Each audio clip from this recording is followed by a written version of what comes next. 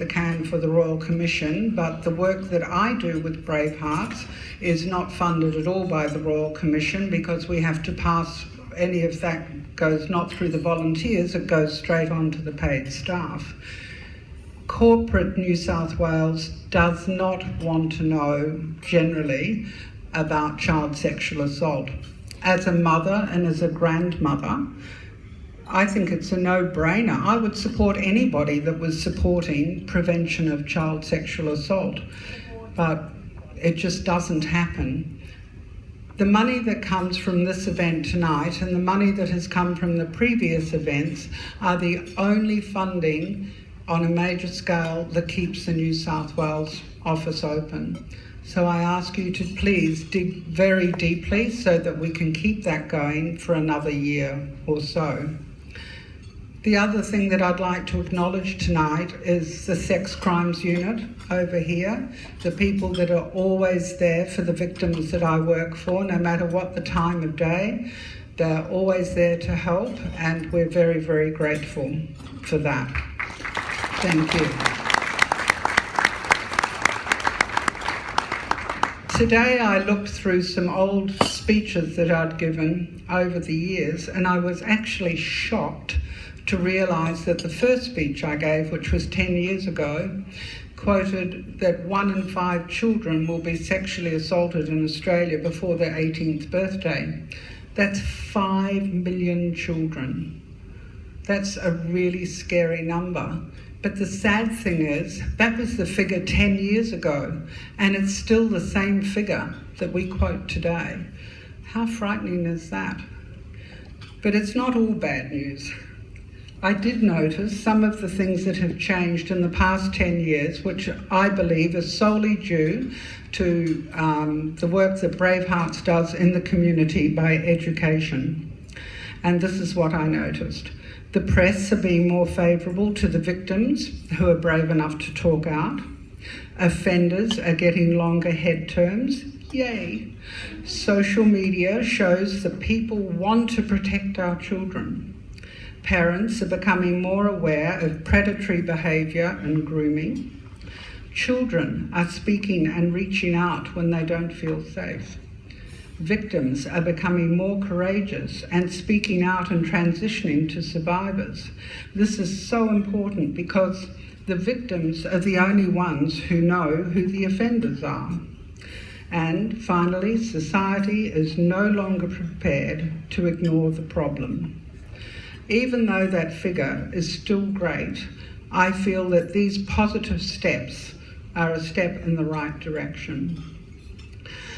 As I said, the police force are always there as our driving source of hope and help.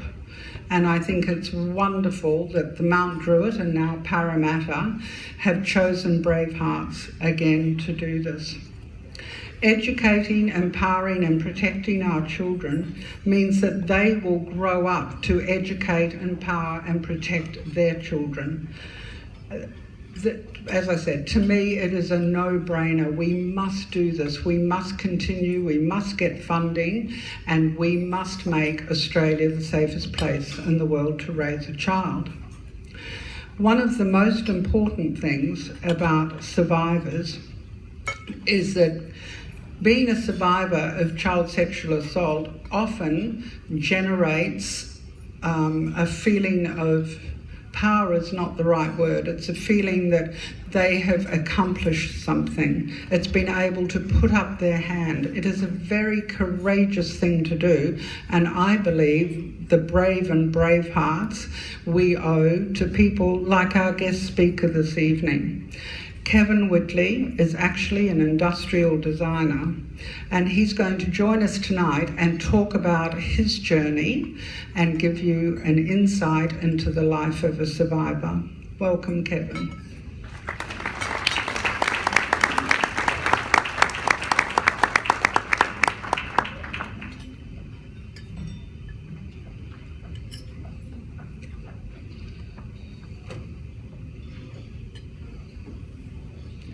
Thank you, Karen.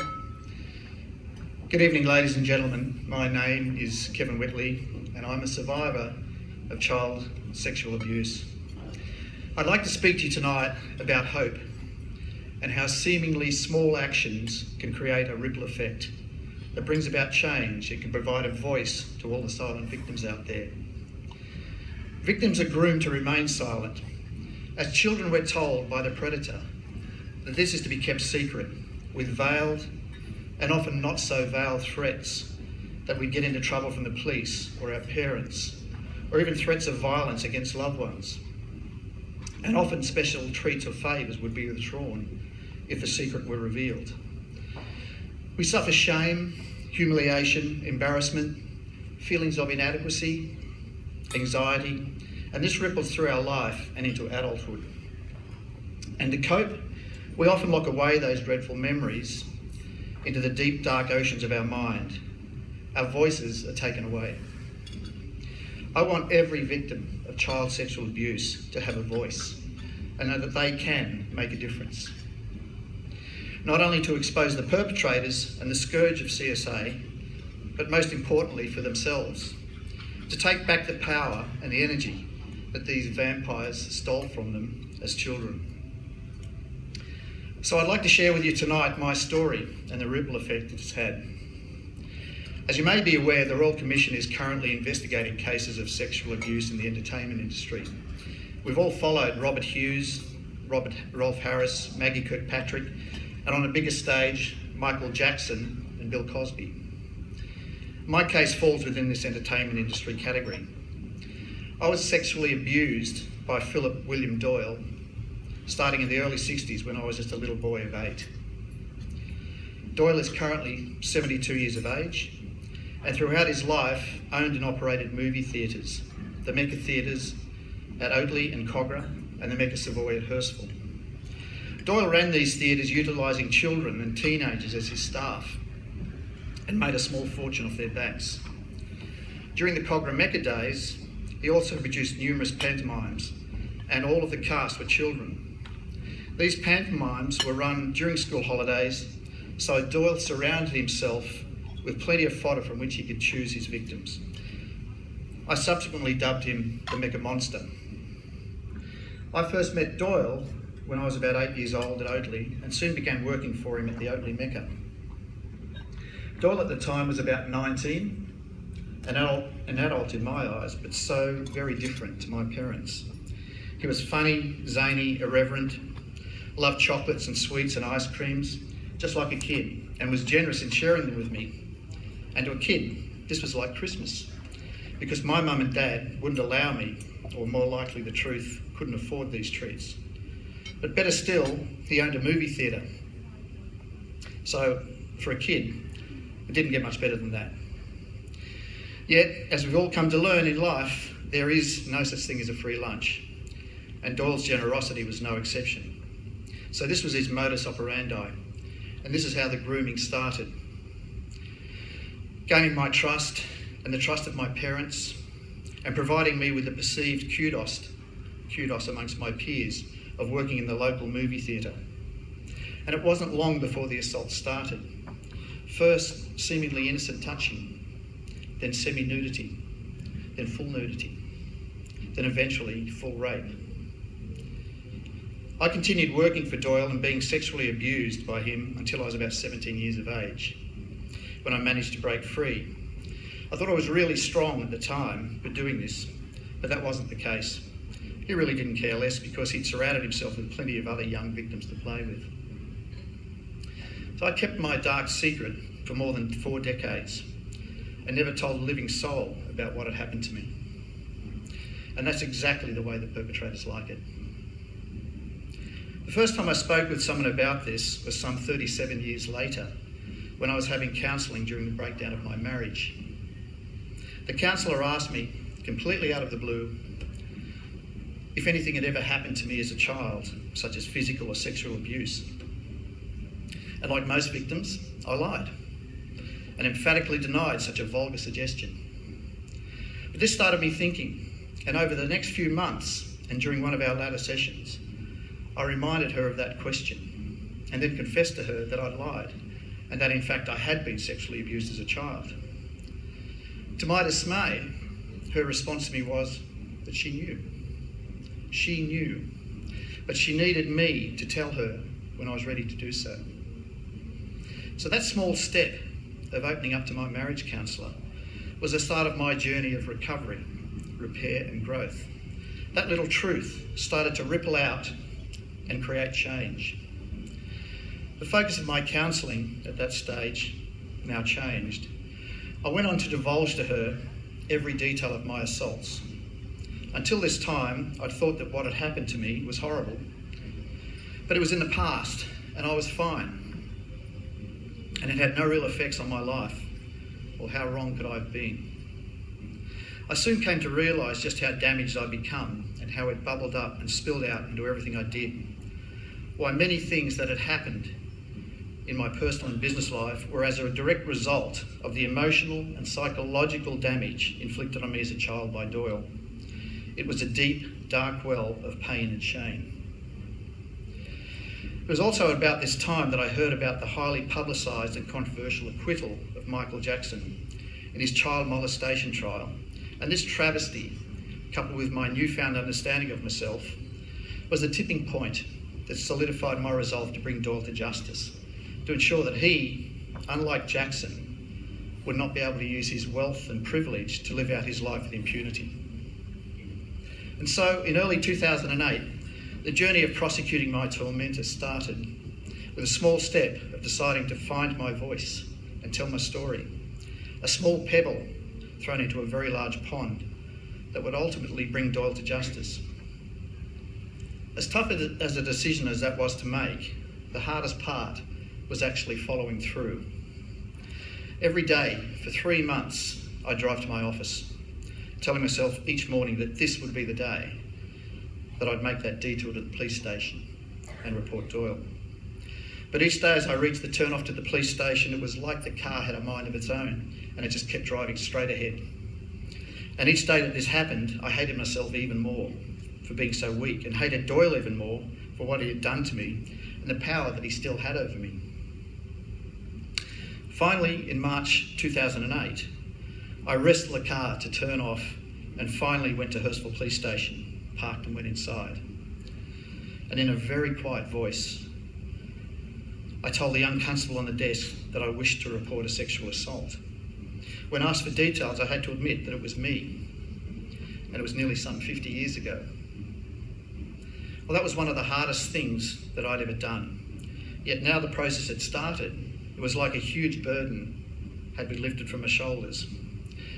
And it became liberating and cathartic to finally tell my story. But would I be believed after such a long period of time?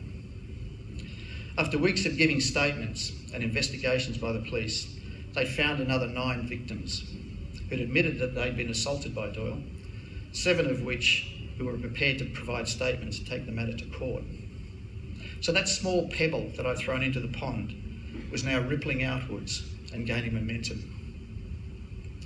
As it turns out, such was the size of this case that a special police task force, Bean Tree, was formed, and police started gathering more evidence and building their case. As part of this process, I was asked if I'd be prepared to wear a listening device and reconnect with Doyle and attempt to gather corroborative evidence and hopefully some admissions and an apology.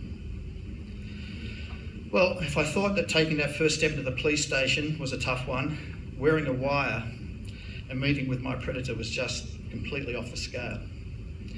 But I agreed, albeit reluctantly and with a great deal of trepidation. Over the following 4-month period, I'd meet with Doyle weekly, usually over lunch, and each time my heart was racing.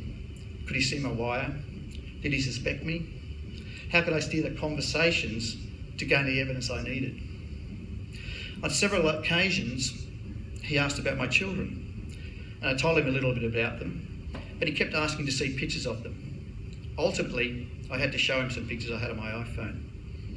And seeing him grinning and leering at them, and knowing the vile thoughts that were going through his mind about my children, was like stabbing a dagger through my heart. I managed to gather a lot of corroborative evidence, and the police continued to wrap up their case. And Doyle was finally arrested and charged on the 25th of August 2009. I can't begin to tell you, ladies and gentlemen, the overwhelming joy and pride that I felt when watching the arrest being played out on Channel 10 News, knowing that that man who had accumulated such wealth, privilege and power at the expense and abuse of myself and other children was being taken down. And it was my little ripple that started the tsunami that became his downfall. It had been a long and difficult journey bringing him to justice, and it was my hope that the courts would deliver a sentence befitting his crimes. That wasn't to be. 3 years later, in 2012, the trial began. And yes, the wheels of justice really do move at a glacial speed. As a result of a decision made by the Crown, Doyle was prosecuted in 2 separate trials. In the first trial involving myself and another victim, there were 21 charges against Doyle, yet, unbelievably, despite very strong evidence, including the incriminating listening device evidence gathered by me during our lunch meetings, the jury did not accept that the Crown proved his guilt beyond a reasonable doubt, and he was acquitted. This was a gut-wrenching blow, as you can imagine, to both myself and the other victim in this trial, after the torment we both endured at his hands as children, and the emotional rollercoaster of having to relive those past events throughout the investigation and trial. Events that had been previously so tightly locked away, as well as my having to endure the trauma of having to reconnect with Doyle and feign happiness in reminiscing our past. The second trial, involving the other 5 victims and 38 charges, commenced immediately after my trial. And in this trial, Doyle was ultimately convicted of all 38 charges. That was a bittersweet pill. When sentenced on Friday, the 24th of August 2012, nearly 3 years to the day after his arrest, and despite being found guilty of all 38 charges, most of which carried sentences ranging from 2 to 10 years and totalling over 100 years, Doyle's time behind bars was to be a maximum of only 7 years at the top end and 4.5 years at the bottom end. I was so upset by this gross miscarriage of justice with his acquittal in my trial and the hopelessly inadequate sentence delivered in the second trial that I sent a letter to Ray Hadley outlining what I've described above. Thankfully, Ray ran the story the very next day on 2GB, and in his usual passionate style, interviewed me and another Doyle victim on air, and also spoke with the Premier about the case. A few months later, the DPP successfully ran an appeal against the leniency of Doyle's sentence, and it was subsequently increased by 2 years on both the top and bottom ends. Still inadequate, but at least a step in the right direction. What this highlighted to me was that it is possible to bring about change. My small action of writing to Ray resulted in a ripple that became a successful appeal. And I'm so very, very grateful to Ray Hadley for the support that he's given. As a result of the work that I've done with counsellors in recognising and addressing many of the psychological scars that I've carried throughout my life, and seizing back the life power that is stolen from me by Doyle, and by throwing that small pebble into the pond that rippled out and ultimately brought down the mega monster, my life has been enriched and I've finally grown. I've also met and now share my life with the most wonderful woman, my beautiful partner Vicky. And yet, the most valuable prize in this process is the ripple effect that my actions have had on others. Those other 6 victims in this case that found their voices and had their day in court and began their journey of recovery.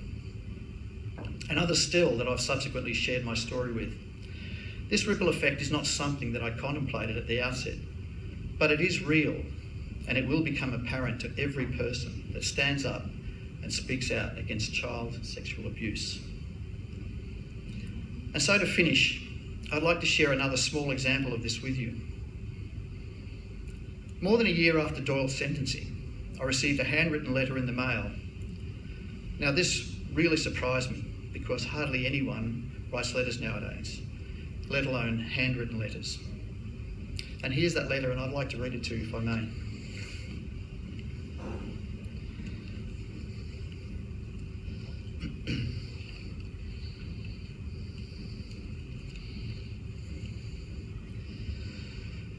Dear Mr. Whitley, how do I begin a letter to a man I have never met I've tried many times and have failed to produce an opening statement that even remotely approaches the respect and delicacy I seek. You have unknowingly impacted my life, and I wish to acknowledge it. I am, however, so very aware that my contacting you will in turn impact your life. For this reason, I am hoping I do not bring you pain. I was present at the sentencing hearing last year and was struck by you. You sat opposite your attacker with strength, dignity, pride, and great composure. Of all the memories of that day, the image of your bravery has stayed with me. I didn't know who you were at the time, however, your presence was powerful. From across the room, you appeared to me to have sat in front of those other brave men, not just in support of them, but to represent them and to shield them. I know more of your story now. I've heard you speak on radio and have read various articles in which you have shared some of your unimaginable suffering.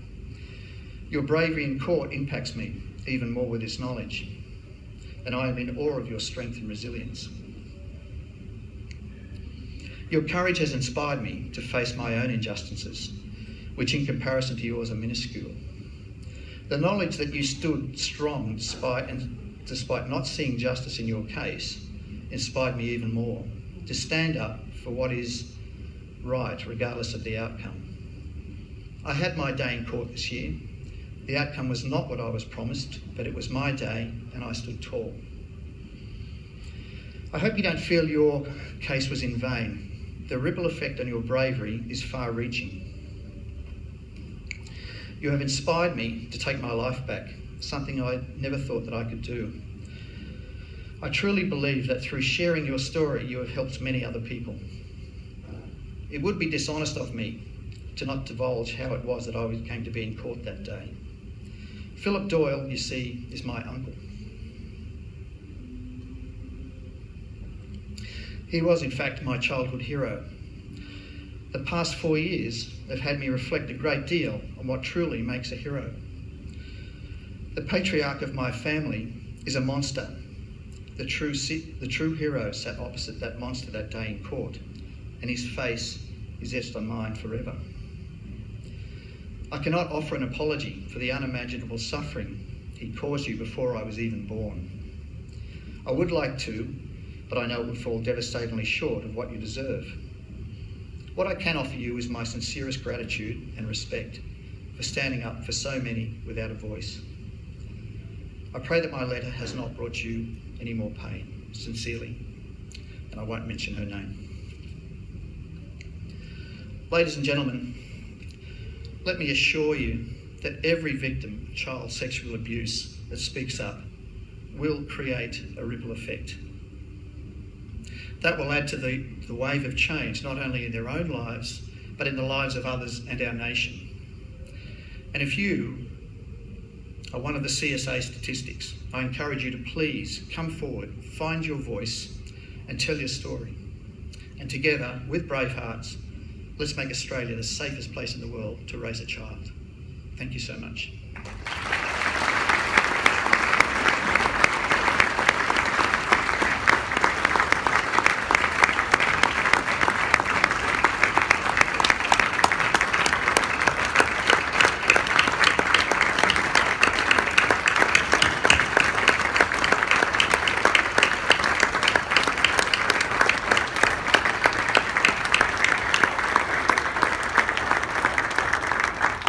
I've asked Kevin to stay on the stage because